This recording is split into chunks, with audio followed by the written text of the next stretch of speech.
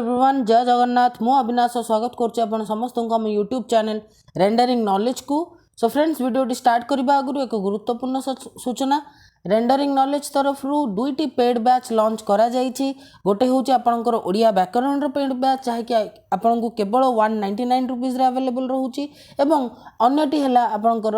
Math एवं reasoning combined paid batch जहाँ को आप केवल 399 अवेल करें। उभय पेड बैच को लेकिन जदि आपन मन किसी भी संदेह अच्छी देन आपण मैंने 8917439962 को कॉल करके निजर डाउट क्लियर करेंगे। तेज आ डेरी कहीं फ्रेंड्स, डिस्क्रिप्शन में उभय पेड बैच लिंक अच्छी, लिंक को जातु, लिंक उपर क्लिक करके तुरंत बैच टी बाय करूँ एंड अपन प्रिपरेशन को आहरी भी स्ट्रॉन्ग करूँ। तेज चलतु स्टार्ट करवा आज वीडियो टी। सो फ्रेंड्स, जो मैंने रेगुलर स्टूडेंट से तो जानी कि आमे मैंने ऑलरेडी आपणकर एनवायरमेंटल इकोलॉजी, बायोडाइवर्सिटी आउ क्लाइमेट चेंज रो एंटायर थ्योरी 4टा वीडियोस थ्रू रे कवर कर सारी छु। जो मैंने नुआ स्टूडेंट्स मोर सजेशन रहिबो कि आपण मैंने आगे प्लेलिस्ट को जाइकी से 4टी को वीडियोस देखंतु, थ्योरी को क्लियर कर दियंतु, सो दैट आपण मैंने एमसीक्यू सेशन को एंजॉय भी करेंगे, आंसर कर पारे। बिकज देखंतु क्वेश्चन आंसर डिस्कशन जदि आपणकर किछि कंटेंट नाही, ऑलरेडी प्रिपेयर्ड कंटेंट किछि नाही, तेबे आपण माने केबे हेले क्वेश्चन आंसर सेशन बा एमसीक्यू सेशन को रिलेट करि परिबेन। एंड रिलेट न करि पारले सेटा एते फ्रूटफुल हेई परिबोनी। ठीक अछि, गोटे असेसमेंट हेई परिबोनी बा गोटे रिवीजन हेई परिबोनी, किछि भी हेई परिबोनी। तो मोर वाइज सजेशन कि आपण माने दया करिकि जदि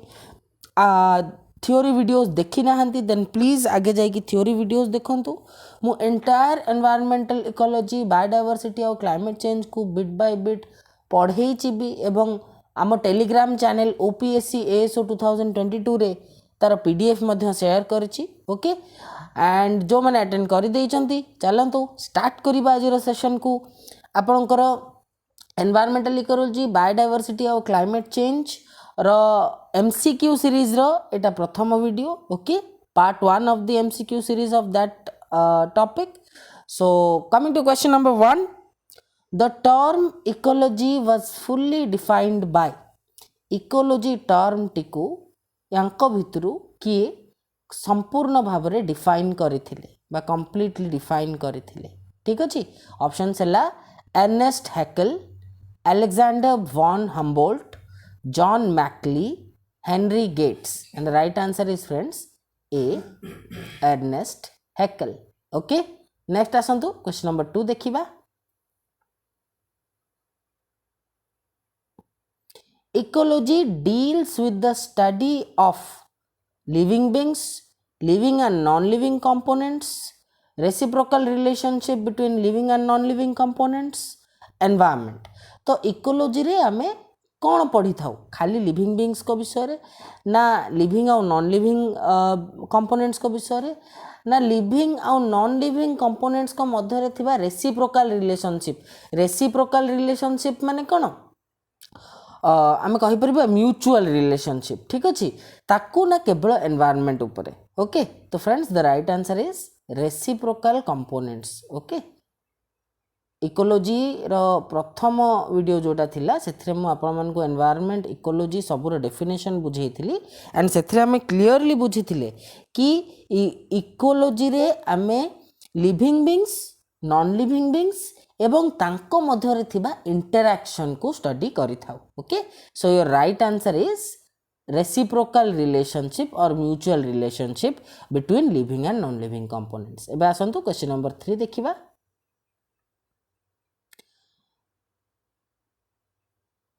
The science of totality of man and environment is known as। है क्वेश्चन टा आगे बुझीबा कि man आउ environment, मनीष एवं परिवेश, ओके, उभय को लेकिन जो साइंस डील करे माने हैंड इन हैंड चलुथुबो। ओके, मैन आउ एनवायरनमेंट रो जो रिलेशनशिप ऊपर जो स्टडीटा थिबो, जो साइंसटा थिबो, ताकू आमे कोन कहि थाउ? Botany, environment studies, ecology, biology। and again friends the answer is ecology। तो देखंतु जदि आपण माने मोर पॉलिटी रो, ओके, इंडियन पॉलिटी रो जो रिसेंट 150 प्लस एमसीक्यू सेशन थिला से आपन देखिथिबे मु कहिछि मध्य वीडियो रे एवं करिछि मध्य से कि गोटे निर्दिष्ट क्वेश्चन केते वे रे पचरा जाई पारे बट बहुत गुड़े क्वेश्चन किभली भाबे सेम आंसर रही पारे सेटा आमे फोकस करथिले। तो एग्जाम रे भी एग्जाम पई जते बेले आपण प्रिपेयर करूचंती प्रिपरेशन रो स्ट्रेंथ सेते बेले आसे जते बेले आपण माने गोटे गिवन टॉपिक रु केते डिफरेंट वेज रे सेम कथाटी को पचरा जाई परिबो ताकू आपण बुझी गले। ओके तो या पूर्व जो क्वेश्चन आमे देखिथिले सेथिरे भी आंसर हितिला सेथिरे पचारथिला कोन इकोलॉजी कोथरे डील करे एथरे कोन करछि इकोलॉजी रो आउ गोटे इंटरप्रिटेशन को देकी पचारि कि ताकू कोन कहंती। ओके क्लियर तब चलंत क्वेश्चन नंबर 4 देखिबा। Darwin's theory of evolution is based on the concept of use and disuse, natural selection, mutations, hybridization। तो फ्रेंड्स चार्ल्स डार्विन जने साइंटिस्ट थिले ओके जे कि थ्योरी ऑफ इवोल्यूशन देथिले राइट। इवोल्यूशन रे हमें बेसिकली आपनकर क्लास 10 रे ओके क्लास 10 रो ई चैप्टर एक्चुअली बायोलॉजी रो हेरिडिटी एंड इवोल्यूशन। तो से फास्ट कथा केमिति पेरेंट्स को पाखरु ऑफस्प्रिंग को बापा माँ को पाखरु पिला पाखु केमिति कैरेक्टर ट्रांसफर हुए से कथा हेरिडिटी रे आमे पढ़ू एवं इवोल्यूशन बेसिकली पढ़ु थाउ कि किभली भाबे थाउजेंड्स ऑफ इयर्स रे गोटे गिवन ऑर्गेनिज्म रो बॉडीली चेंजेस हुए ठीक अच्छी। तो इवोल्यूशन को लेकिन चार्ल्स डार्विन गोटे थ्योरी देथिले जहाँ को कहा जाए कि डार्विन्स थ्योरी ऑफ इवोल्यूशन। तो क्वेश्चन है कि यह को कॉन्सेप्ट ऊपर आधारित ओके तो मन रखि थांतु एटा है आपनकर म्यूटेशंस ऊपर आधारित। म्यूटेशन कौन ना देखंतु आमर गोटे आमर जो जीन थाए ओके सब समस्त गोटे जीन थाए तो से जीन रे ओके से जीन रे जहाँ भी कॉन्स्टिट्यूएंट थाए ओके जहाँ को जीनोटाइप कहती जीनोटाइप कहती ओके एथिरे जिते बेले गोटे अनएक्सपेक्टेड वे रे गोटे रेयर चेंज पळे आसे किछि अल्टरेशन हो जाए सेते बेले आमे ताकू म्यूटेशन कहू ठीक अछि सेते बेले आमे ताकू म्यूटेशन कहि थाउ। तो ओके सो चार्ल्स डार्विन कर थ्योरी ऑफ इवोल्यूशन टा आपनकर म्यूटेशन ऊपर आधारित राइट। एबे चलंतु क्वेश्चन नंबर 5 देखिबा। What is the Greek word for ecology जो माने क्लास करिथिबे निश्चित भाव रे कहि परिबे पढ़ेई थिली ऑप्शंस देछि कोन ethology oecology hexicology synecology and the right answer is friends what oecology. Okay next आसंतु क्वेश्चन नंबर 6 देखिबा। The concept that species have changed over long periods of time is known as है तो जो concept गोटे बहुत बड़ time interval species बा animals मानकर बा ऑर्गेनिजम्स मानकर चेंज होथुबा कथाटी को डिस्कस करि थाए ताकू हमें कौन कहू ecology embryology spontaneous generation organic evolution. मन रखता तो ये पूर्व क्वेश्चन नहीं से बेले हमें डिस्कस करथिले। फोर्थ क्वेश्चन है ऑर्गेनिक इवोल्यूशन ठीक अच्छे द इवोल्यूशन ऑफ ऑर्गेनिजम्स और the bodily changes in an organism over a long period of time right. Now let's move on to question number 7। Environment is a composite state of okay environment is a composite state of. तो आगे friends बुझिबा कि इछि जो composite state कहला what does that mean actually okay what does that mean. तो environment is a composite state of तो गोटे लेमैन्स लैंग्वेज रे बा सहज भाषा रे कहिले it is a combination of हैला माने एनवायरनमेंट को जिनस को नेकी को जिनसर कॉम्बिनेशन द्वारा फॉर्म होता है बा तार कॉन्स्टिट्यूएंट्स कौन ओके ए क्वेश्चन यही आपन को पचारची। अच्छा ऑप्शंस कौन देला biotic factors physiographic factors abiotic factors ना ऑल ऑफ द अबव। तो बायोटिक फैक्टर्स माने जिते भी लाइफ फॉर्म्स रहिला लिविंग ऑर्गेनिज्म प्लांट होंतु एनिमल होंतु माइक्रो ऑर्गेनिजम्स होंतु कहीं भी। फिजियोग्राफिक फैक्टर रे आपनकर फिजियोग्राफी फैक्टर रे आपनकर जिते भी फिजिकल फीचर्स रहिला okay mountains plateaus plains soil okay then abiotic factor तो एबायोटिक फैक्टर मध्य जतक नॉन लिविंग थिंग स्पेसिफिकली रहिला सब नॉन लिविंग थिंग एवं एबायोटिक फैक्टर गोटे वे रे देखिया गले एबायोटिक फैक्टर फिजियोग्राफिक फैक्टर अलग अलग नुह एबायोटिक फैक्टर गोटे स्पेसिफिकेशन है फिजियोग्राफिक फैक्टर ठीक अच्छे तो आम कौन पढ़ी ना एनवायरनमेंट है ए सबूर गोटे कौन एनवायरनमेंट है ए सबूर गोटे कॉम्बिनेशन बुझेगा कि एनवायरनमेंट है ए सबूर गोटे कॉम्बिनेशन तेणु आम आंसर कौन हम D all of the above okay next question number 8 soil conservation is soil conservation कहिले आमे कौन बुझा conversion of sterile soil into fertile soil माने एमिति गोटे सॉइल जो थे किसी न्यूट्रिएंट्स नहीं जो थे प्लांट ग्रोथ हो पारिबनी ताकू प्लांट ग्रोथ पई फिट बनेबा एरेशन ऑफ सॉइल माने सॉइल को सॉइल रे जमती एयर एक्सचेंज हो पारिबो ओके गोटे गोटे सॉइल जमती कि आपणकर क्लेई सॉइल है clayey soil one second friends गोटे गोटे सॉइल था आपणकर क्लेई सॉइल तो जो क्लेई सॉइल थाए एटा कौन एटा बहुत स्टिकी होता है टिके पानी पड़े अठालिया हो तो से बेसी एयर स्पेसेस न थाए तो आम कहीपर कि इट हाज नेग्लिजिबल एरेशन और नो एरेशन जार अर्थ कि से गैसियस एक्सचेंज भल भाव में हो पारे नहीं बा हो पार नहीं ओके तो सेकंड ऑप्शन कहूँ aeration of soil third option कहला इरोजन ऑफ सॉइल है इरोजन ऑफ सॉइल माने सॉइल कौन कहवा सॉइल रो destruction okay soil erosion soil रो डिस्ट्रक्शन माने स्पेसिफिकली देखो सॉइल रो बहुत गुड़े लेयर थाए ठीक अच्छे सॉइल रो बहुत गुड़े लेयर थाए जो टॉप मोस्ट लेयर को आम कहू टॉप सॉइल जो थे कि मेनली आपणकर न्यूट्रिएंट्स गुड़िक था न्यूट्रिएंट्स गुड़िक था जो थे तो तार रिमूवल को ही एरोजन ऑफ सॉइल कहा जाए ओके नेक्स्ट डी कौन देला ना प्रोटेक्शन अगेंस्ट लॉस तो मन रखी था से सॉइल कंजर्वेशन हो कि को भी कंजर्वेशन हो तार मीनिंग है प्रोटेक्शन है प्रोटेक्शन एंड मेंटेनेंस वजह से जो भी कंजर्वेशन कथा कही था फॉरेस्ट कंजर्वेशन कहू कि सॉइल कंजर्वेशन कहू तो इट इज वेरी इजी कि डी हम आम आंसर राइट नेक्स्ट आसतु क्वेश्चन नंबर 9 को जिबा the main constituent of gobar gas और बायोगैस ठीक अच्छे तो एनिमल एक्सक्रीटारू ठीक अच्छे एनिमल एक्सक्रीटारू बा काओ डंगरू हाँ गाई गोबर ताकू सब व्यवहार करके आम जो ए बायोगैस तैयारी करछु गोटे फ्यूल तैयारी करछु इंधन तैयारी करछु तार मेन कॉन्स्टिट्यूएंट कौन ये चारिटा कंपाउंड भितर okay ethane methane propane acetylene okay तो मन रखु ये चारिटा तो फर्स्ट ऑफ ऑल एगुड़ाक माने साइंस रो सीरीज एवं स्टार्ट हो केमिस्ट्री सेक्शन में मुझे बुझेदेवी इन शॉर्ट बुझेदेवी ए सबू आपणकर कौन ये सबू है ऑर्गेनिक कंपाउंड है ए सबू है ऑर्गेनिक कंपाउंड एंड आपणकर ये जो प्रथम तीन टा इथेन मिथेन प्रोपेन ये तीन टा है आपणकर आल्केन सीरीज रो गोटे स्पेसिफिक टाइप रो ऑर्गेनिक कंपाउंड था तो आल्केन कहते ये तीन टा को है आल्केन अच्छा एसिटिलीन और आपणकर इथाइन है सेटा आउ गोटे type organic compound anyways see पचार चारिटा भितर कोटा है मेन कॉन्स्टिट्यूएंट ओके ये चारिटा भितर मेन कॉन्स्टिट्यूएंट कोटा जमती कि आमर जो एलपीजी थाए है जो एलपीजी था लिक्विफाइड पेट्रोलियम गैस रो मेन कॉन्स्टिट्यूएंट है आपणकर प्रोपेन प्लस ब्यूटेन है प्रोपेन प्लस ब्यूटेन एगुड़िक है लिक्विफाइड पेट्रोलियम गैस जोड़ा आम घर जो गैस सिलिंडर व्यवहार करुचे तार मेन कॉन्स्टिट्यूएंट हाँ सेमती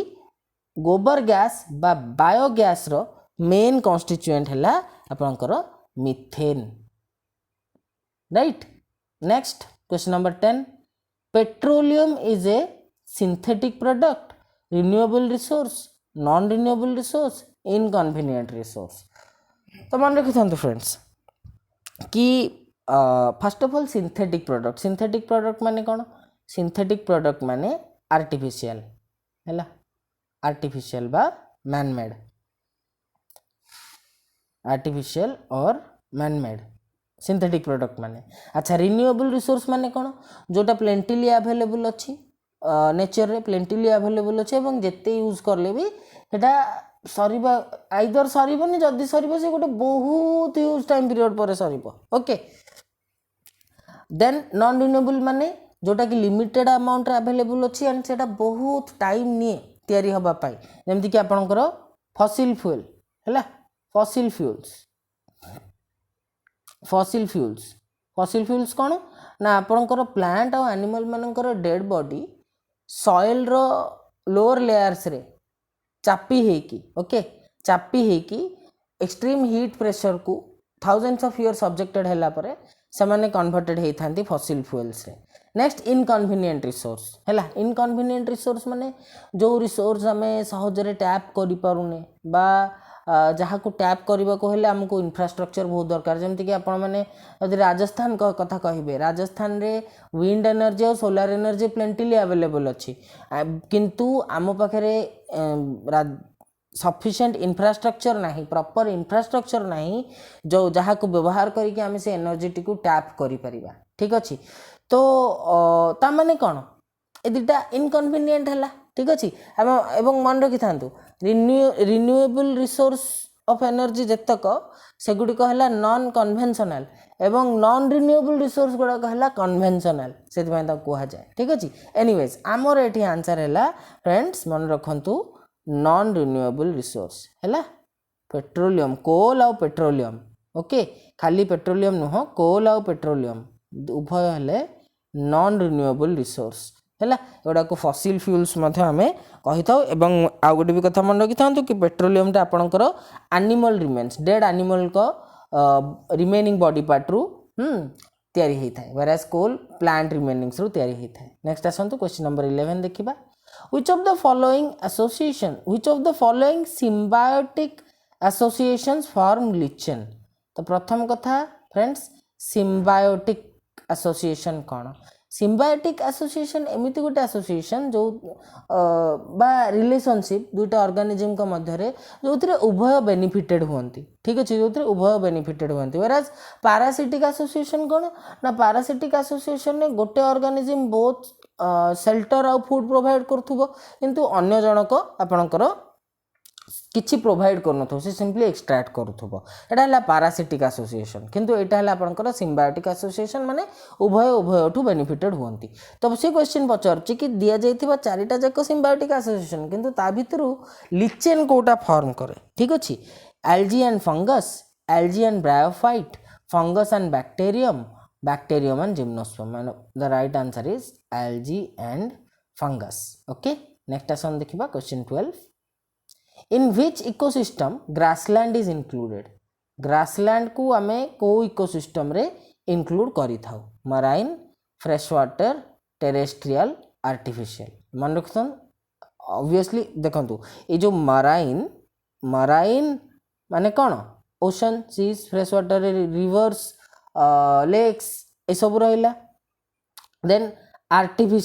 आर्टिफिशियल माने एमती गोटे इकोसिस्टम जहाँ को आम तैयारी करथिबा जमती कि नहीं जानते गोटे एक्वेरियम आम घरे गोटे aquarium रखीचे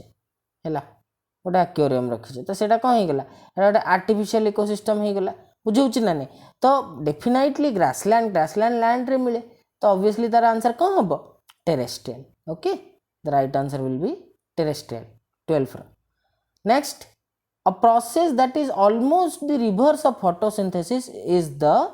digestion of starch, melting of iron, ripening of fruit, burning of wood. तो फास्ट कथा फ्रेंड्स क्वेश्चन बुझिबा से क्वेश्चन पचारुची कि एमिति गोटे प्रोसेस जोटा फोटोसिंथेसिस रो कंप्लीट रिवर्स अच्छा फोटोसिंथेसिस रे कोन होई थाए फोटोसिंथेसिस रे आपनकर कार्बन डाइऑक्साइड हैला गोटे मिनट फ्रेंड्स गोटे minute 6 molecules of carbon dioxide react with 6 molecules of water to form glucose and oxygen okay to form glucose and oxygen तो बेसिकली आउ in the presence of sunlight and chlorophyll है मैंने sunlight को presence रे green pigment chlorophyll presence रे carbon dioxide green plant carbon dioxide एवं water को raw material भाव व्यवहार करके C6H12O6 C6H12O6 कौन फ्रेंड्स ना सेटा है ग्लूकोज है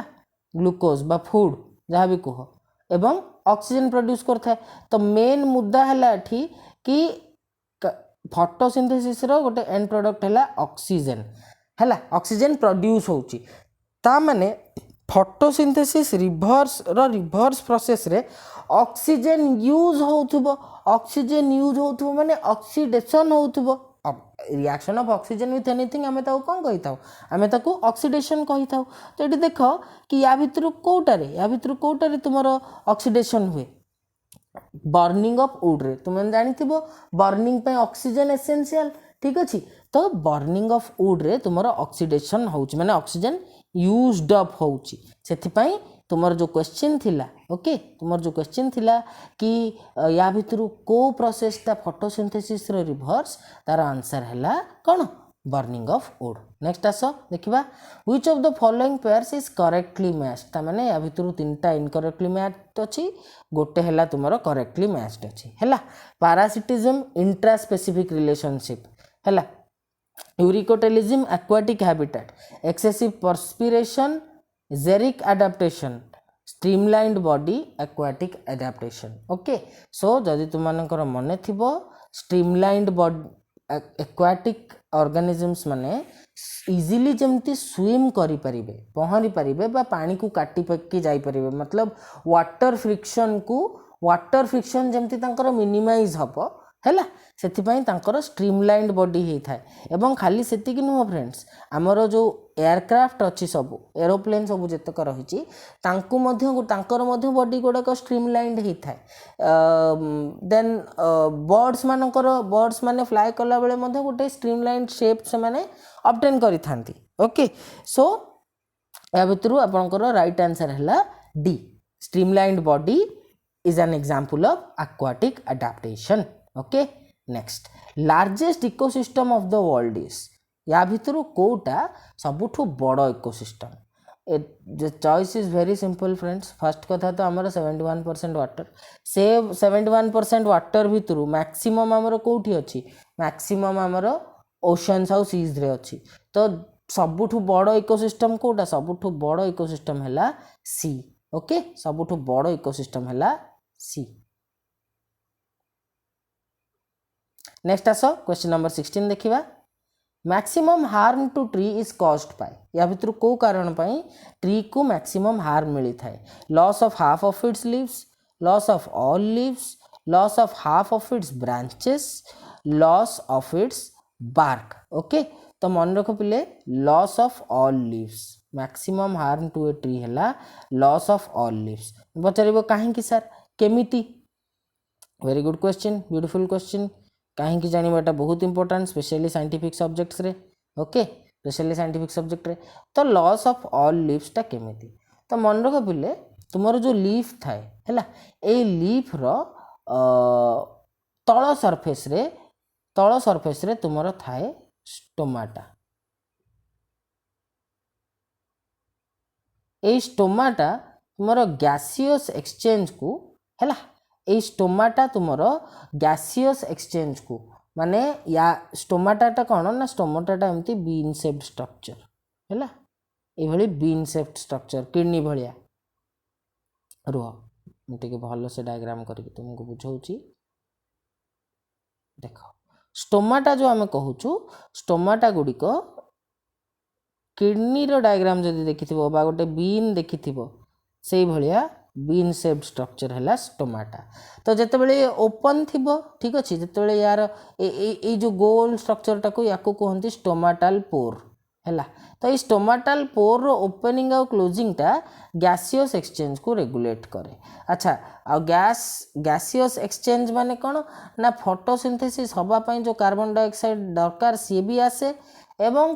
फोटोसिंथेसिस हेबा परे जो ऑक्सीजन सी मध्य एटमॉस्फेयर को फेरे। तो बहुत भाइटाल हो जाउची स्टोमाटा भाइटाल माने लीव्स भी भाइटाल हैला। तो जदि गोटे ट्री रो सबुतक पत्र झड़ी जाउचंती देन सेटा सबुठु अधिक हार्म कॉज करे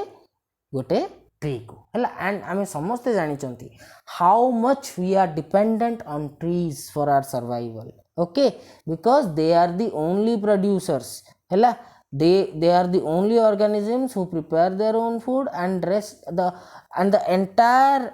rest living world बाकी entire living world okay we all are directly or indirectly dependent on trees or producing class for our survival okay for food and oxygen right next question number 17 को आसीबा पिले a biotic component of our environment ये चार्टा भितर abiotic component कोटा माने non living okay non living कोटा very simple plants animals तो living plants animals जेहेतु living both A and B भी हेनी तो आमर गोटे we are left with only one option कौन हम एयर ओके नेक्स्ट आस question 18 which of the following is not part of biotic community या भितर कोटा पार्ट नुह ता माने कौन माने लिविंग थिंग नुह ठीक अच्छे लिविंग थिंग नुह वाटर एलजी फिश बैक्टेरिया तो पिले आराम से कह एलजी बैक्टेरिया माइक्रो ऑर्गेनिज्म गुड़ाक फिश है तुम कौन फिश है गोटे एनिमल टे okay okay so obviously we are left with one option that is water आपंकर biotic community part biotic community part non living substance okay next question number 19 air is composed of gases air is composed of gases water vapor and dust particle na rainfall na snowfall na light तो मन रखो friends it is composed of dust particles okay dust particles रे composed हे थाए rainfall air देई कि आसे snowfall air देई कि आसे लाइट एयर देई कि आसे ओके ए बाकी तीनटा का ऑप्शन पे एयर गोटे मीडियम हे थाए किंतु डस्ट पार्टिकल एयर गोटे कॉन्स्टिट्यूएंट हे थांती ओके अल्प बहुत करके depending on the situation the climate and everything urbanisation modernisation depend करे कोठी केते डस्ट थिबो किंतु निहाती भाबरे डस्ट थिबो हैला नेक्स्ट देखिबा पिले which one of the following gas comes out during photosynthesis या भितर को गैस टी photosynthesis रे कौन तुमर इवॉल्व करी थाए राइट ऑलरेडी किसी टाइम आगु कहली ओके ऑक्सीजन भाबियार ही नहीं ऑक्सीजन ग्लूकोज बाहर ऑक्सीजन बाहर next question number 21 process by which plant prepare their food obviously किसी ऑप्शन देखिया दरकार नहीं फोटोसिंथेसिस रे डायरेक्ट मारिबो okay next most photosynthesis occur in तो लाइट रो ओके लाइट रो को पार्ट द्वारा मैक्सिमम फोटोसिंथेसिस हेई थाए ओके बा को टाइप रो लाइट द्वारा मैक्सिमम फोटोसिंथेसिस हेई थाए blue and red region of light green and yellow region of light blue and orange region of light violet and orange region of light तो first of all जदि confuse हो कि sir light रो एते regions code आसला तो मन रख आमे जो लाइट टा देखुछु पिले that light is what that light is white light okay that light is white light and it is composed of VIBGYOR violet indigo blue green yellow orange red okay so सातटाक colour मिश्रण द्वारा तुम white light form होता है okay school रे तुम्हें माने जदि मन थी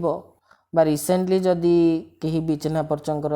पिलामानकर school exhibition science exhibition attend कर देन तुम्हें आराम से से गोटे न्यूटन्स कलर डिस्क थाए है न्यूटन्स कलर डिस्क रे तुमर सातटा कलर थी ताको जोर किना स्पिन देले से अल्टीमेटली व्हाइट लाइट दौथबो बुझेला तो ठीक क्वेश्चन पचारुची कि को टाइप रो लाइट रे फोटोसिंथेसिस मैक्सिमम अकर करे तो मन रख पिले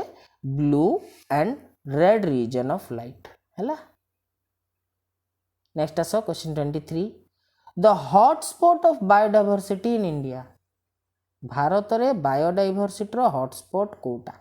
बा सर्वाधिक बायोडायवर्सिटी आम इंडिया रे कोठी पाइबा western Himalayas and eastern Ghat ना western Himalayas and Sundarban eastern Himalayas and western Ghat eastern Himalayas and silent valley तो पिले मन रख the answer will be eastern Himalayas and western Ghat है ईस्टर्न हिमालय रे एवं वेस्टर्न घाट रे एई दुईटा जगह है आमर बायोडाइवर्सिटी इंडियन बायोडाइवर्सिटी हॉटस्पॉट माने मैक्सिमम बायोडाइवर्सिटी माने कौन बायो बायो माने लाइफ डाइवर्सिटी माने वेरिएशन तो दी वेराइटी ऑफ लाइफ फॉर्म्स तो जिते अधिक वेराइटी लाइफ फॉर्म मिलुथिबो सेते हायर बायोडाइवर्सिटी आम कहवा तो इंडिया रे बायोडाइवर्सिटी हॉटस्पॉट है तुमर ईस्टर्न हिमालयस आउ western Ghat okay the highest biodiversity is found in which climate है को टाइप रो क्लाइमेट रे आमे सबुठु अधिक बायोडाइवर्सिटी पाइबा तो पहले ऑप्शन देखो तुंद्रा पोलर इक्वेटोरियल आउ सब ट्रॉपिकल अच्छा फर्स्ट ऑफ ऑल तुंद्रा को एलिमिनेट ही कर दियो कहीं ना तुंद्राटा गोटे टाइप रो टाइगा तुंद्रा एगुड़ाक भेजिटेशन ओके अच्छा तापरे रहिला क्लाइमेट कथा तो क्लाइमेटिक रीजन आमर जो डिवाइड होती देख यहाँ आमर इक्वेटर रहिला एटा tropic of Cancer northern hemisphere रे एटा ट्रॉपिक ऑफ कैप्रिकन एटा आर्कटिक सर्कल एटा अंटार्कटिक सर्कल है अच्छा एबे देखो केमती क्लाइमेटिक रीजन डिवाइड होता है फर्स्ट ऑफ ऑल तुमर देख इक्वेटर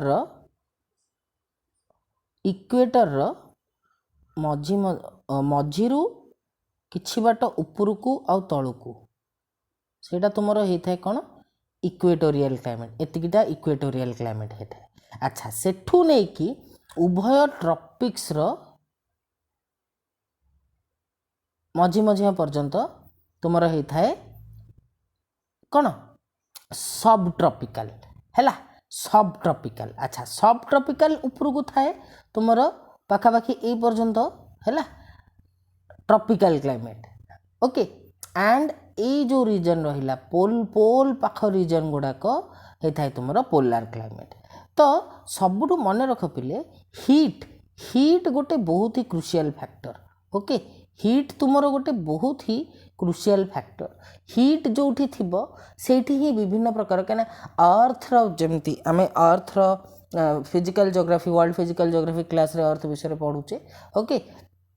तो अर्थ रे लाइफ फॉर्म केते बेले स्टार्ट हैला आउ मल्टीप्लाई करबा चालू हैला जते बेले हीट अर्थ हीटेड ऑफ हवा को लागला राइट तो सबुठु अधिक हीटेड जगह को क्लाइमेटटा इक्वेटोरियल कोडी हीट थाए अधिक इक्वेटोरियल क्लाइमेट रे ओके एंड तुमे देखिबो इक्वेटर सीधा रे वर्ल्ड मैप उठेइबो इक्वेटर सीधा रे जेते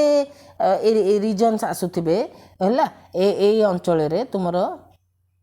এই অঞ্চলের যেতে भी রিজন आसुथिबे से सबुठी देखिबो तुमे रिसर्च करिकी कि से सबुठी बायोडाइवर्सिटी हाई ओके से सबुठी बायोडाइवर्सिटी हाई ओके राइट चलो अभी क्वेश्चन 25 देखिबा पिले the nature of pure water is acidic alkaline neutral salty तो फास्ट कथा पिले एटी जो एसिडिक अल्कालाइन ए सब कथा कहिची ताकू टिके एक्सप्लेन करबा देखो केमिस्ट्री मु शॉर्ट आइडिया देवी जेते साइंस रो सीरीज स्टार्ट हम तो तुमर को भी गोटे सब्सटेंस है को भी गोटे सब्सटेंस तार एसिडिटी बा बेसिसिटी माने तार एसिडिक नेचर एसिड भलिया नेचर अच्छी कि गोटे बेस भलिया नेचर अच्छी एसिड कौन एतिकी मन रखी था जो थे हाइड्रोजन आयन थिबो H+ आयन जमती कि HCl हो गला ओके हाइड्रोक्लोरिक एसिड हो गला आम कहे hydrochloric acid nitric acid okay HNO3 सेमती सल्फ्यूरिक एसिड है H2SO4 तो जो थे H+ थी ताकू मु एसिड कहबी आ जो थे तुमर OH- बेसिकली थी है OH- देख पिले OH- माने हाइड्रोक्सिल आयन थी हाइड्रोक्साइड आयन थी हाइड्रोक्सिल आयन थी ताकू मु बेस कहबी जमती कि तुमर सोडियम हाइड्रोक्साइड हो गला पोटासियम हाइड्रोक्साइड हो गला ठीक अच्छे एगुड़ाक सब मु बेस कहबी बुझीपारे तो तुमर जिते भी माने डिटर्जेंट आउ तुमर सोप एगुड़ा सब अल्कालाइन नेचर तो बेसिकली सेटा हमें जानू केमती कि एटा एसिडिक कि बेसिक तो आमर गोटे थाए पीएच वैल्यू कौन स्मॉल p कैपिटल H है पीएच वैल्यू तो गोटे स्केल थाए इंडिकेटर से इंडिकेटर रो मझीटा है 7 मझीटा है 7 तो 7टा इंडिकेट करे न्यूट्रल सब्सटेंसेस को जो माने ना तो एसिडिक ना तो बेसिक। अच्छा 7 रु जेते लेफ्ट को जीवो सेते अधिक एसिडिक जेते राइट को जीवो सेटा सेते अधिक बेसिक। एंड पिले मन रख वाटर आमर न्यूट्रल होता है। बाकी सल्टी इनिशियली जो प्योर वाटर आसे प्रेसिपिटेशन रु आमर रेनफॉल किंबा स्नोफॉल किंबा फॉग किंबा मिस्ट रे से गुडा इनिशियली से सल्ट न थाए हैला किंतु during the course of their travel से एडेड अप हो जाए सल्ट। ओके तो प्योर वाटर नेचर कौन प्योर वाटर नेचर मन रख न्यूट्रल। ओके नेक्स्ट आस देखा पिले वर्ल्ड डे फॉर वाटर है world day for water is observed on केबे world day for water observe करा जाए तो मन रख पिले तुमर 22 मार्च रे world day for water observe करा जाए है। Next earth day is in the world is observed on earth day केबे ऑब्जर्व करा जाए ना अप्रैल 22 रे पिले अर्थ डे ऑब्जर्व करा जाए 22 तारीख रे गला एबे रिसेंटली तो ये क्वेश्चन टा मध्ये आसी पारे तुमर एग्जाम रे हैला। Next in our country the Van Mahotsav day is observed on आम देश रे वन महोत्सव केबे ऑब्जर्व करा जाए तो मन रख पिले 1 जुलाई रे ऑब्जर्व करा जाए एवं एटा कंटिन्यू करे पूरा 1 वीक 7 जुलाई जाए एटा कंटिन्यू करे हैला 7 जुलाई जाए एटा कंटिन्यू करे। Next red data book gives information about species which are को टाइप रो स्पीसीज को विषय रे रेड डेटा बुक हमकू इंफॉर्मेशन दे थाए एक्सटिंक्ट ना एंडेंजर्ड ना डेंजरस ना रेयर तो मेनली एंडेंजर्ड स्पीसीज को विषय रे जो मानकर कि संख्याटा हैला संख्याटा लोप हेबार चांस अछि तांको विषय रे इंफॉर्मेशन दे थाए mainly red data book. Next question 30 देखो which of the following is renewable resource माने ऑलरेडी बुझे सारे प्लेंटिली अवेलेबल हैला सहज रे एग्जॉस्ट हबनी हैला एंड अप हबनी बा यूज्ड अप हबनी। तो पहले देखो कोल पेट्रोलियम नेचुरल गैस ए तीनटा को तुमर कोन ए तीनटा को तुमर हैला फॉसिल फ्यूल हैला फॉसिल फ्यूल जो एंड माने non renewable resource limited amount रे अछंती हजार वर्ष लागंती फॉर्मेशन पई तंकर हजार वर्ष लागि थाए तो एठी तुमर विंड हैला गोटे रिन्यूएबल रिसोर्स हैला। अच्छा next 31 the pollutant responsible for ozone hole तो हमर पिले एटमॉस्फेयर रे ओजोन बोली कि गोटे गैस अछि हैला तार केमिकल फार्मूला हैला O3 तो ए ओजोन करे कोन ना एटा सन कर सूर्य कर जो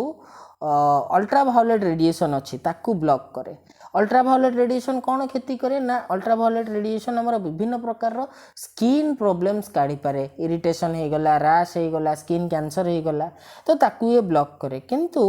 किछिटा पॉल्यूटेंट अछंती जे कि ए जो O3 अछि हैला ए जो O3 अछि ओजोन अछि याकू ब्रेकअप करि दउचंती माने सेमन जाय कि O3 संगे रिएक्ट करले ताकू ब्रेकअप करि दउचंती ऑक्सीजन मॉलिक्यूल आउ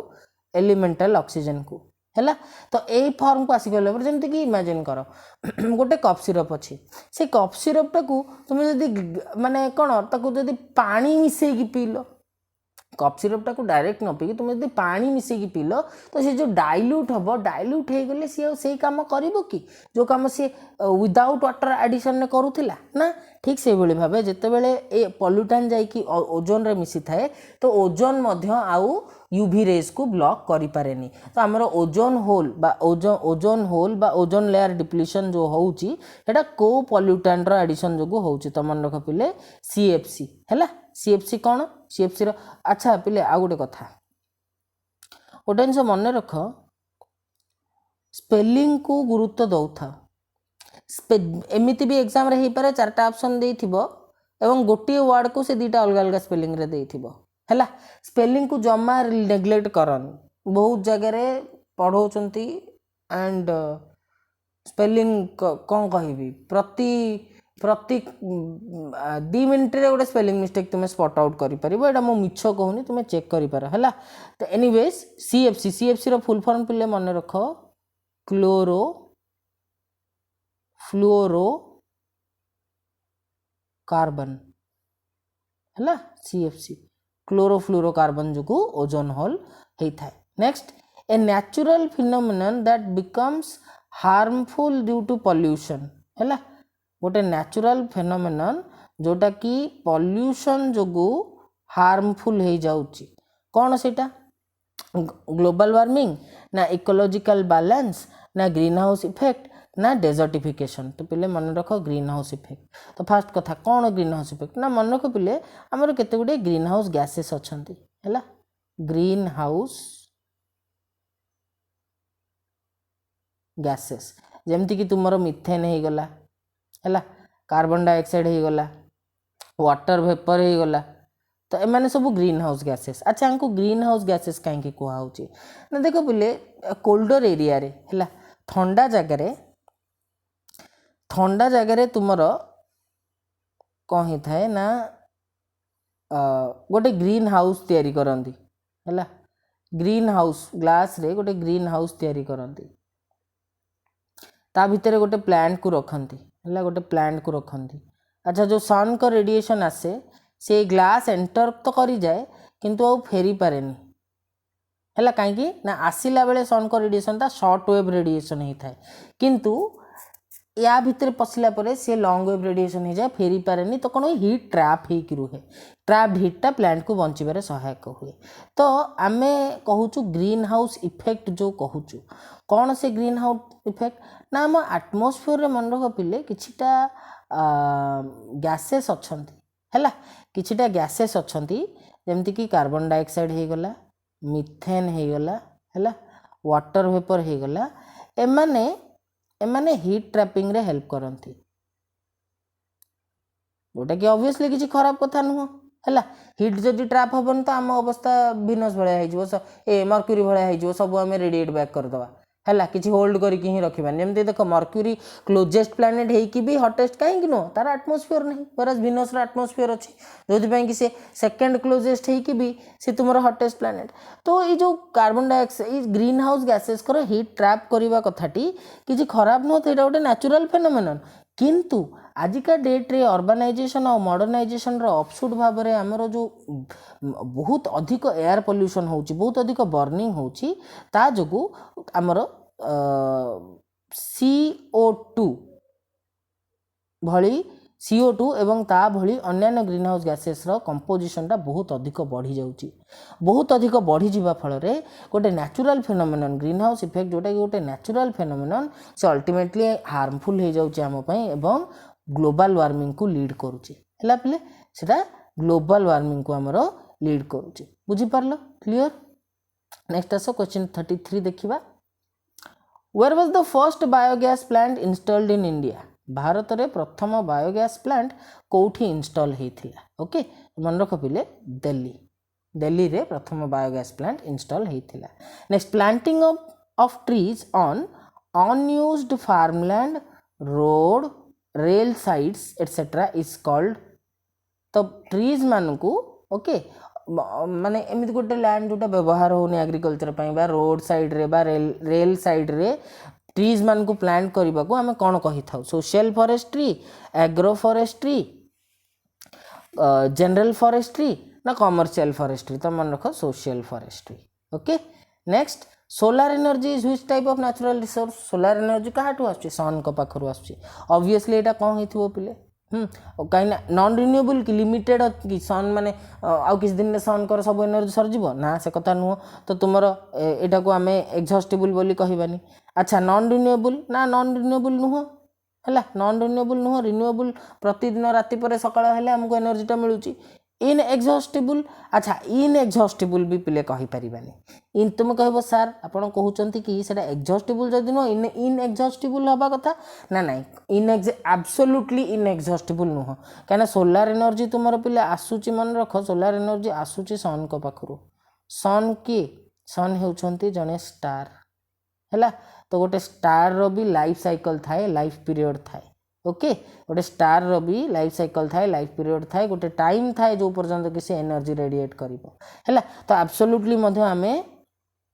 ताकू कहीपरानी बा इनएक्जॉस्टिबल कहबाटा गोटे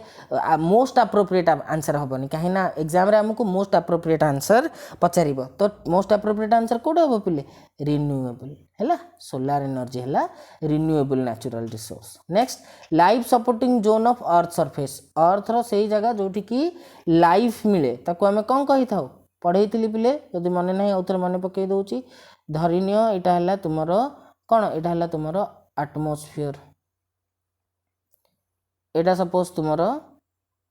हाइड्रोस्फियर आटमोस्फियर रे कौन मिले एयर हाइड्रोस्फियर माने वाटर है यहाँ सपोज लिथोस्फियर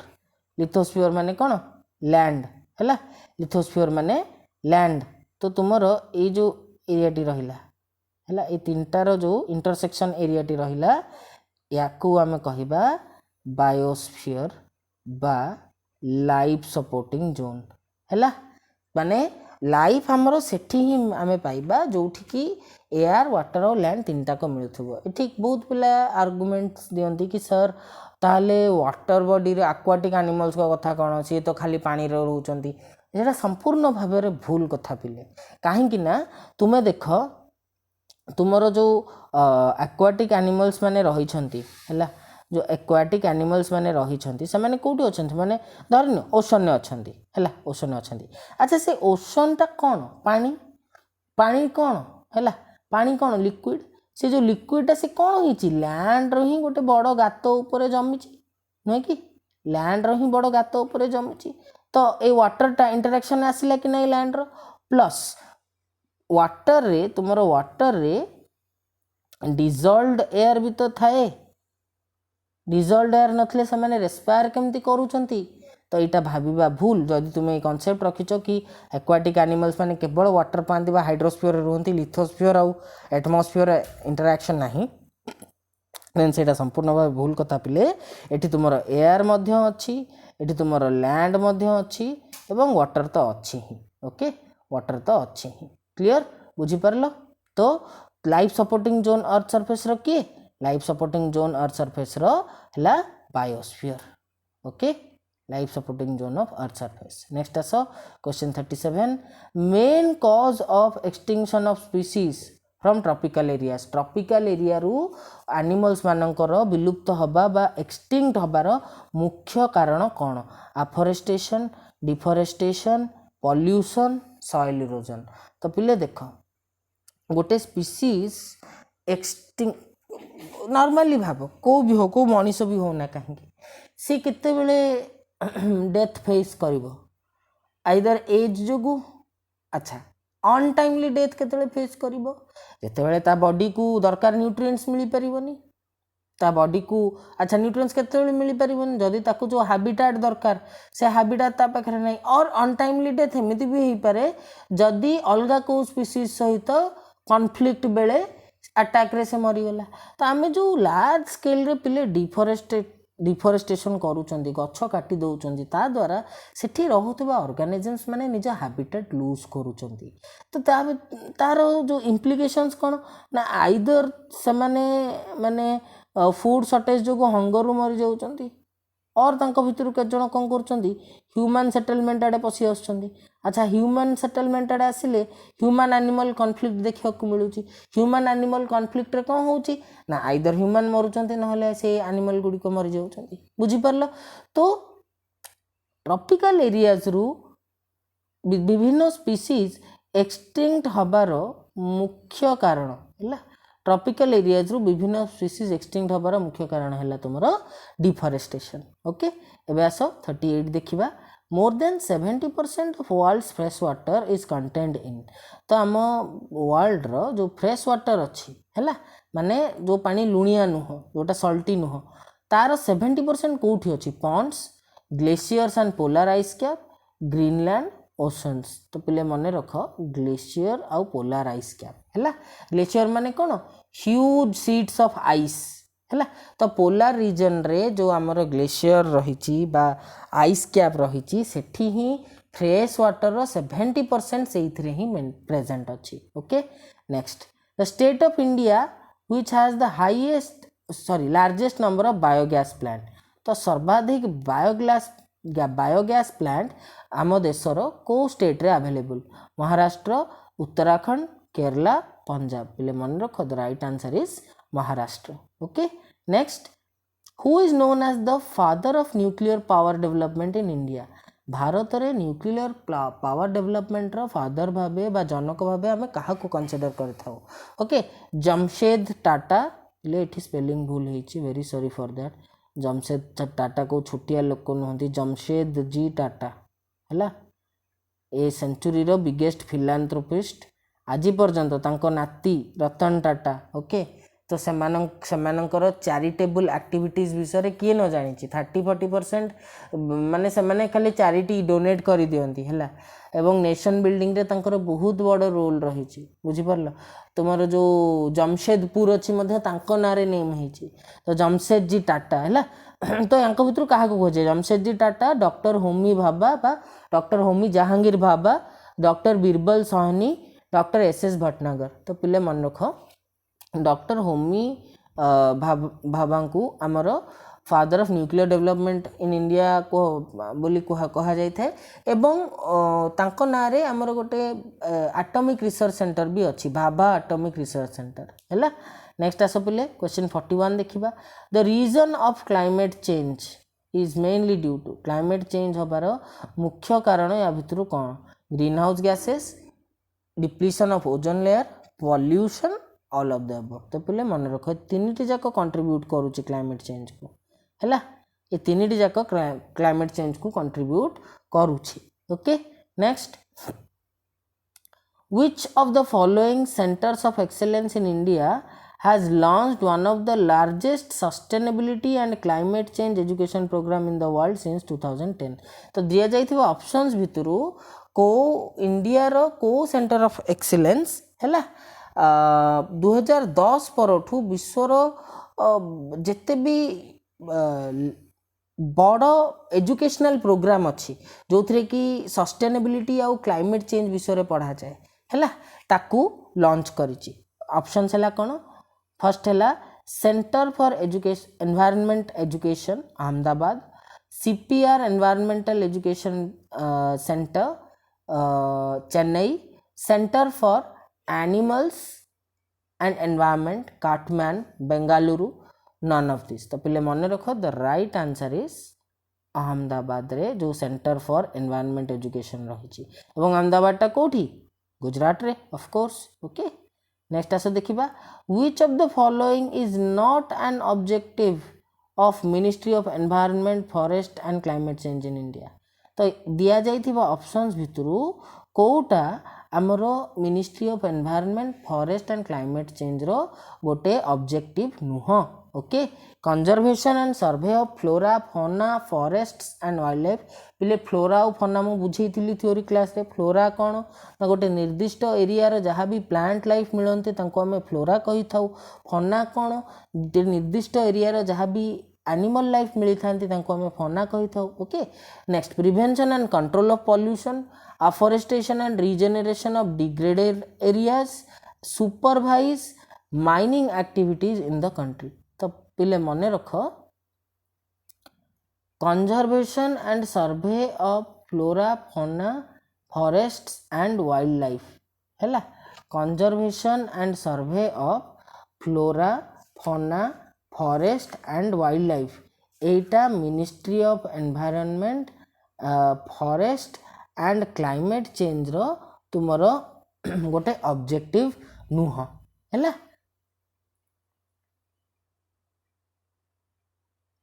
नेक्स्ट देखिबा पिले क्वेश्चन 44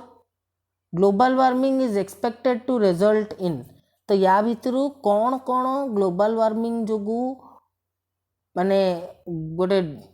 या भितर को अनवांटेड चेंज ता ग्लोबल वार्मिंग जो आसी पारे बोली हमें कहि परिबा increase in level of sea change in crop pattern change in coastline all of the above तो बोले तीनटा कहब कहीं देख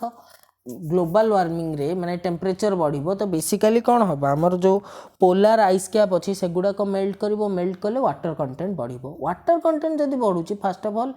सीर लेवल बढ़िबो पानी रो मात्रा बढ़िबो। अच्छा पानी रो मात्रा बढ़िले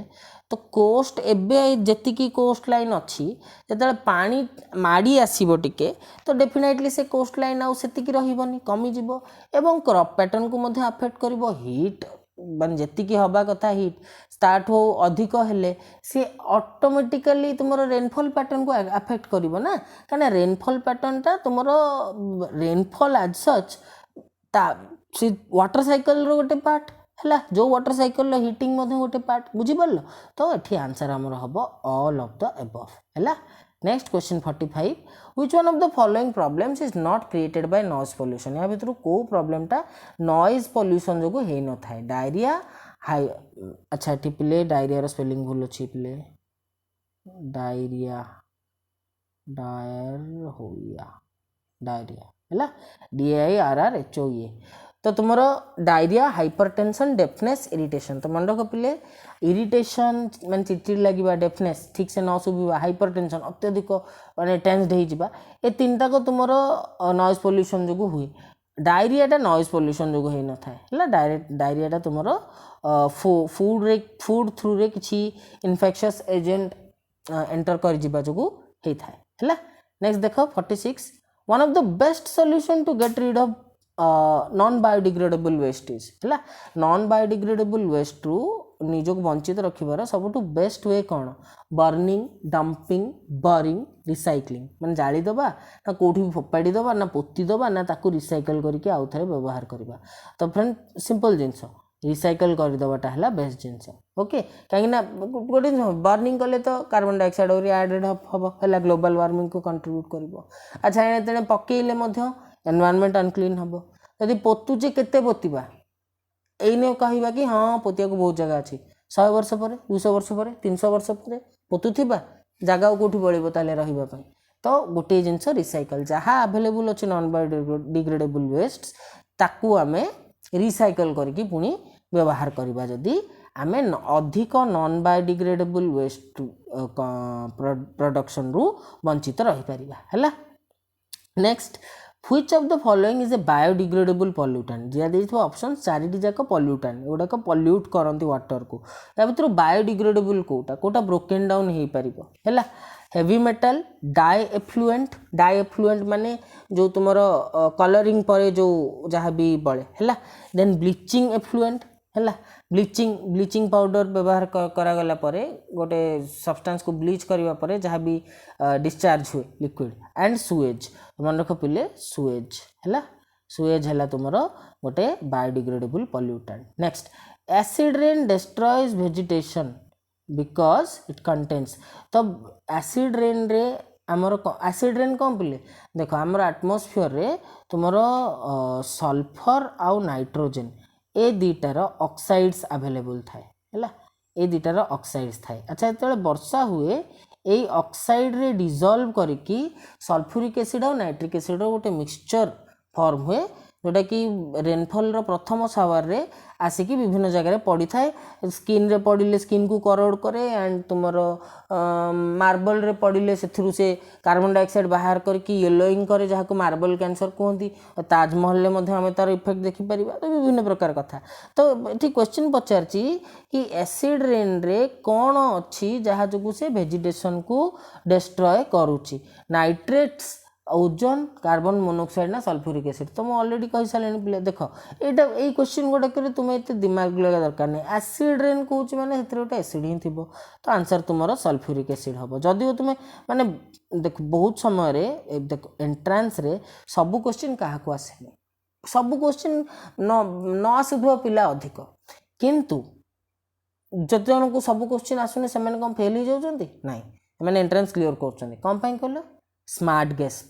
तुम्हें जिते जिते मॉक टेस्ट दब ना जिते जिते क्वेश्चन प्रैक्टिस कर तुम गोटे आइडिया हो कि कौ टॉपिक्स रे तुम पर्सनल स्मार्ट गेस रोच मैंने से न जानले भी तुम गेसटा प्रायतः ठीक होची ओके तो सेटा भी तुमको एंट्रांस रे बहुत हेल्प कर ओके। नेक्स्ट आस देखा question 49 the world environment day is on तो 5 जून प्ले 5 जून रे हमर वर्ल्ड एनवायरनमेंट डे सेलिब्रेट करा जाए। Next Indian Research Center, the Indian Research Center Himadri is located at Siachen, Darjeeling, Arctic region and Antarctica. Okay, तो पिले मन रख एटा आर्कटिक रीजन रे है, आर्कटिक सर्कल नॉर्थ पोल सेठी तुमर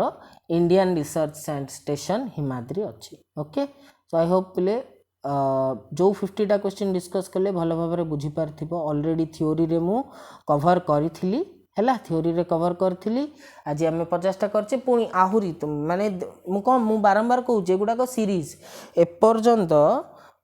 जेते भी एमसीक्यू सेशंस मु आनी मन रख से गुड़ाक सीरीज एटा नो कि सेतिकी 50टा डिस्कस करदेली सरला आसुथिबो। तुम्हें शुण नमूना ऑलरेडी देखी सारछ। पॉलिटी तुम्हें पढ़ाओ पॉलिटी प्लेलिस्ट को जदि नुआ स्टूडेंट पॉलिटी प्लेलिस्ट रे देख केते एमसीक्यू हो सारी आहुरी भी मुझे करी सेमती एग्जाम पर्यंत सेमती एगुड़ स्टार्ट है थ्योरी सरला तो एमसीक्यू स्टार्ट है। एमसीक्यू एबे अल्टरनेटिवली चालू थी। इंडियन हिस्ट्री आम सारी देचे प्रोमिनेंट पर्सनालिटी अच्छी ताकू आम टिके टिके करी कवर करदेवा मझे मझे गोटे गोटे वीडियो थ्रू रे किसी बड़ कथा नुह कहीं से प्रोमिनेंट पर्सनालिटीज को विषय तुम्हें हिस्ट्री क्लास रे भी तांको विषय ही पढ़ीच। स्पेसिफिकाली आम ऑलरेडी 2-3टा पार्ट कर सारीचे प्रोमिनेंट पर्सनालिटी आ बाकी पुणी कवर करदेवा इश्यू ना। किंतु मेजर जो इंडियन हिस्ट्री आम थ्योरी सारे एबे यही किसी दिन भितर देख तुम स्टार्ट हो तार एमसीक्यू सेशन ठीक अच्छे। तुम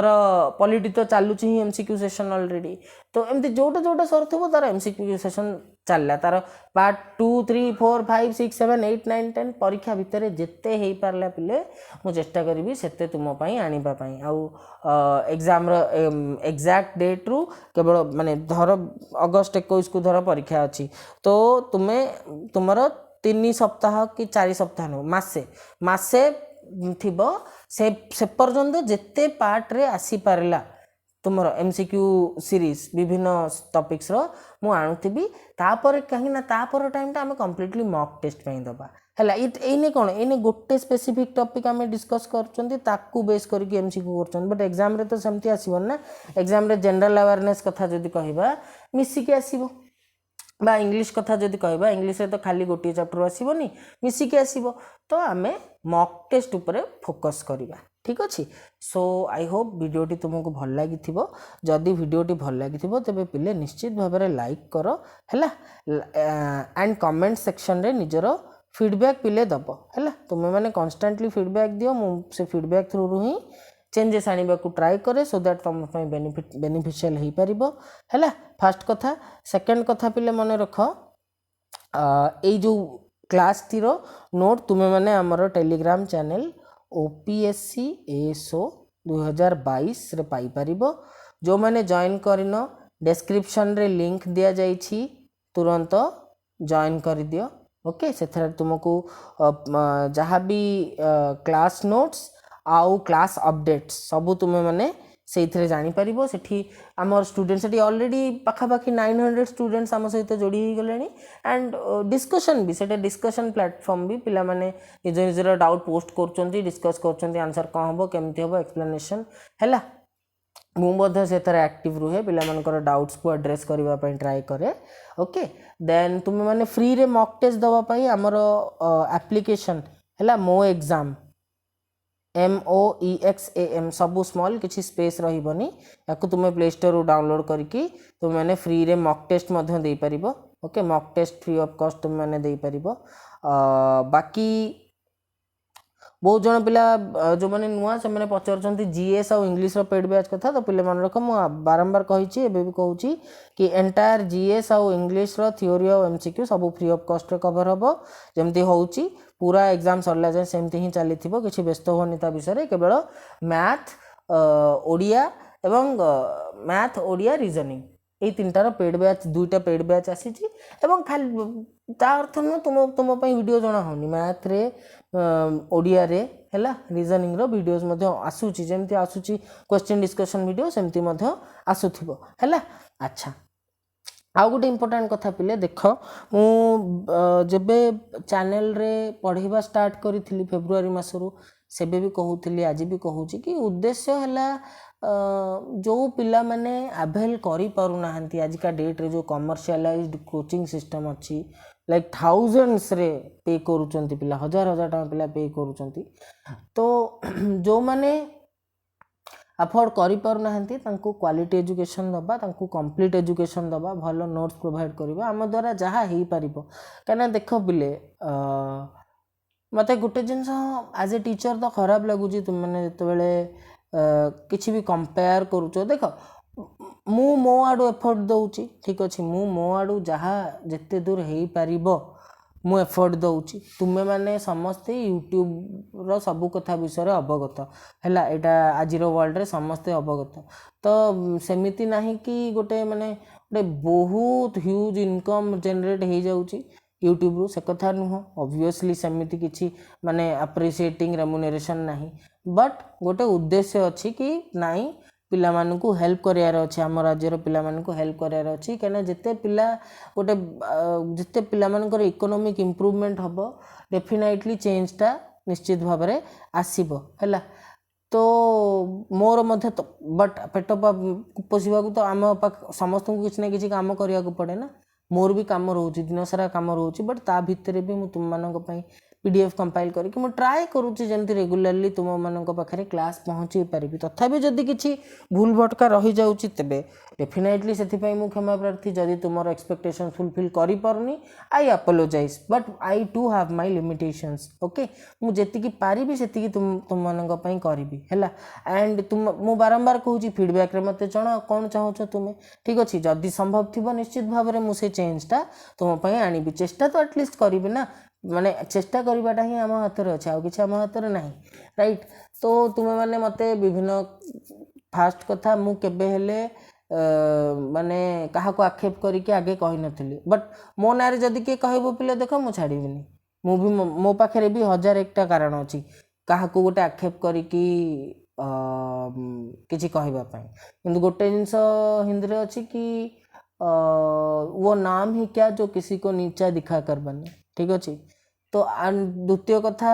क्या गोटे टंट मारिकी क्या खराब करके ना बनवाटा भल कथा ना द्वितीय कथा तुम मान टाइम बहुत प्रेशियस तो मुझे कहूँ कि तुम्हें प्रिपेयर कर है प्रिपेयर कर जदि तुम्हें ऑलरेडी धरी नि गोटे टॉपिक तुम्हें आउ कौटी पढ़ी देच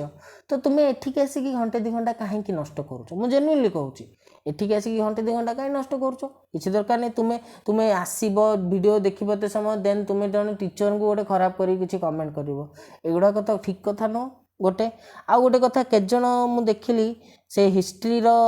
इंडियन नेशनल मूवमेंट वीडियो रे गांधीजी ना एपट सेपट कहूल पिले देख किसी भी कमेंट करने आगु तुम्हें टिके पढ़ भल भाव में पढ़ कहीं स्पेशली कॉम्पिटिटिव एग्जाम्स जो मैंने प्रिपेयर करती स्पेशली एएसओ सिविल सर्विसेस से पिला माने गोटे बहुत गभीर रिसर्च थाए गोटे डीप रिसर्च थाए एंड से मैंने बैलेंस्ड व्यू रखती गोटे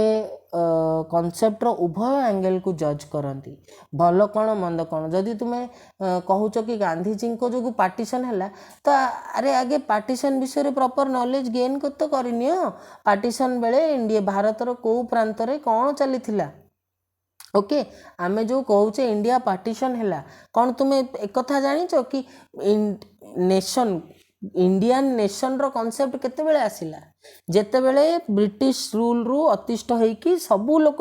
डिसाइड कले कि ब्रिटिश रूल को हटेबा तांका पाखरे गोटे कॉमन कॉज आसिला गोटे एथनिसिटी अराइज कला सेते बेले घटना गुड़िक घटी तुम मैंने मिडिएवल हिस्ट्री पढ़ एंशिएंट हिस्ट्री पढ़ सबु बेले आम देश विभिन्न प्रांत रे विभक्त होइकी थिला एवं ईच रीजन निजको गोटे देश बोली भाबुथिले आम निज कलिंग को तो आम कलिंग देश बोली कहूथिले हाँ कि नहीं तो एमिति बायस्ड व्यू दियोनी कि XYZ ए बुक रे सबू ट्रूथ अच्छी कि मु सार ट्रूथ कहूची अरे बाबू तुम्हें ट्रूथ केमती कहल केमिति माने एटा गोटे अहंकार एटा गोटे अहंकार स्वर एटा उचित नुह ठीक अच्छे एटा उचित नुह जो स्टूडेंट्स मैंने कहीच मु कहा ना नौनी जदिओ ना मन अच्छी भल भाव में कि सार मु ट्रूथ कहूची नाई बाबू तुम्हें ट्रूथ कहून तुम्हें ट्रूथ की लाइक केमी जान तुम्हें जनकर लिखा जाइथिबा कथा पढ़ुच गोटे स्पेसिफिक पढ़ू भी नथिबो आई एम डैम श्योर कहीं पढ़ी नथिबो एंटायर बही है तुम मैंने कौटू गोटे यूट्यूब वीडियो रू कि रील रू इंस्पायर्ड हो जाइछ बट मोर एति तुम मान पाखे प्रार्थना कि please as a student as a competitive exam aspirant you should not have any please don't have any biased view रखनी पढ़ सबू जिनसर सबू एंगल को जान समस्त प्रोज आउ कौन समान भाव में जान ठीक अच्छे गला देन पिले मु सब कहे आज कहूँ सब कहूबी कि तुम्हें मैंने consistently consistency is the key for your success है जी कंसिस्टेंटली तुम्हें मैंने चारिटा डी को फोकस रे सब रखुव डिसिप्लिन डेडिकेशन डिटरमिनेशन डिवोशन है निजर गोल को don't just love what you want worship it ताकू भक्ति देखाओ ता प्रति है खाली भल पाइले तो घृणा करिवार भी चांस रही है हाँ ना नहीं तू सब्र कर उस वक्त का सब्र तेरा जब रंग लाएगी गिराएगी क्या तुझे कोई निकम्मी दुनिया औकात तो छोड़ तेरे मेहनत के कद से कभी तालमेल न मिला पाएगी एक कर ले खून पसीना अगर जुनून में तेरे कोई बात है तू फिक्र न कर तेरा रब हमेशा तेरे साथ है ठीक अच्छे ये कथा गुड़ी को टे भल भाव भाव मु कौन कहली कहीं कहली तार अर्थ कौन आखि बंद करके शुणव भाव निश्चित भाव में बुझीपर है खाली माइंड रे यहीटा रखनी कि नाई मु चाकरी कले पैसा पुले पाइबी से कथा माइंड रखनी सोसाइटी रे चेंज आनीपर तुम गोटे चेंज जरिया हो पार परिवर्तन जरिया हो पार तुम कथार ओजन रुम बापा माँ को गोटे माने कौन विश्राम जीवन दे पार ओके कहीं सबू बापा माँ अल्टीमेट गोल अल्टीमेट चिंता थाए कि केमिति तांको पिला माने स्थिर हेबे स्टेबलाइज्ड हेबे हैला तो तांको पीस टिके ही दे पारे आमे चाहिए पीस आउ हैप्पीनेस ठीक अच्छे बापा माँ जो जो जार बापा माँ नहांती से माने तुमको बहुत भल भाव में कहीपर कि बापा माँ आबसेन्सटा केते बड़ आबसेन्स है मोर मध्य पेरेंट्स नहांती मु जानी कि तांकर अनुपस्थितिटा जीवन में कि प्रकार जीवनहीन कर दे था जीवन को ठीक अच्छे तो बापा माँ कथा माइंड रखिकी तुम्हें कंसिस्टेंटली पिले पाठ पढ़ से समय समान समय निजर रेस्ट को मध्य दियो हेल्दी फूड खाओ पिले सकाल उठिकी पाठ पढ़ा चेष्टा कर मॉर्निंग 4 ରୁ 8 AM है ए समयटारे बॉडी आमर सर्काडियन रिदम रे थाए एफिशिएंटली काम करे बहुत भल भाव में काम करे बहुत फास्ट काम करे ओके तो आउ तुम समय नेबिनी पिले हाँ आमे देख मु सब बेले कुहे कमिटमेंट दिए कमिटमेंट रक्षा मध्य करे है कथा बदलाएनी मु तुम कंटिन्यूअसली जहाँ तुमको कमिट करिछि सेटा एमती ही करूथी है सो देखा पिले पुणी नेक्स्ट वीडियो रे ओके से पर्यंत जय जगन्नाथ।